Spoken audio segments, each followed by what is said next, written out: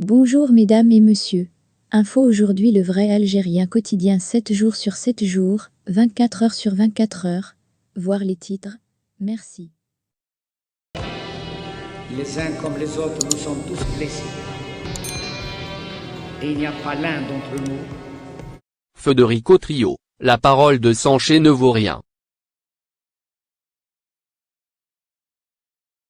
L'ancien ministre espagnol de la Défense a estimé que le président du gouvernement socialiste, Pedro Sanché, devra rendre des comptes tôt ou tard sur son revirement dans le dossier sahraoui et, plus précisément, sur les tractations secrètes qui y ont conduit. Pour Federico Trio, Pedro Sanché a renoncé aux principes et résolutions des Nations Unies et à la responsabilité de l'Espagne en tant que puissance administrante. De plus, a-t-il ajouté au journal Il Debat, le Conseil des ministres a été élu, le Parlement a été contourné, lequel a voté contre cette position. Et de s'interroger, en échange de quoi Sanché a-t-il effectué cette virevolte?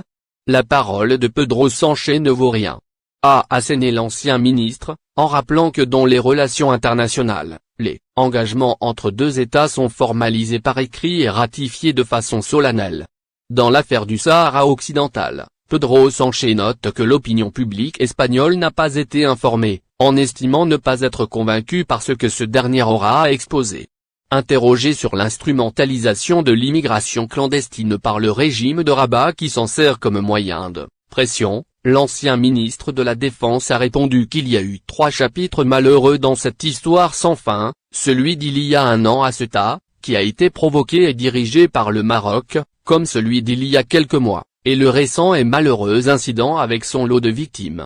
Dans ce dernier cas, a-t-il poursuivi, il semble que le Maroc ait commis un crime contre l'humanité. Il faut rappeler que ces immigrés subsahariens étaient au Maroc parce que, au préalable, ils n'avaient pas consenti à ce qu'ils traversent leur territoire. Ils y étaient et donc ils ont servi de chair à canon, a-t-il précisé, en qualifiant cet acte d'absolument inacceptable.